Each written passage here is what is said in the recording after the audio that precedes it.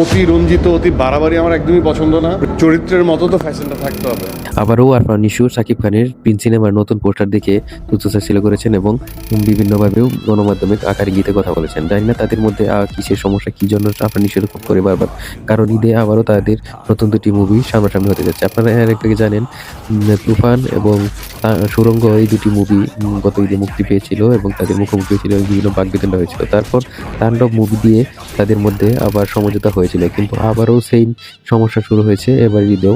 তাদের দুটি মুভি আসতে যাচ্ছে মুখোমুখি, সেই জন্য আবারও নিশো শাকিব খানের সমালোচনা করতেছেন তার সাকিবিয়ানদের দৃষ্টি আকর্ষণ করার জন্য। এটা সবাই জানে, কিন্তু সাকিবের সাথে এরকম করাটা মোটেই উচিত হয়নি। আপনার অভিমত কি অবশ্যই কমেন্ট বক্সে জানাবেন। তবে আপনার নিশো এরকম ভাবে আসলে হেয় করে কথা বলাটা একদমই উচিত না আরেকজনকে।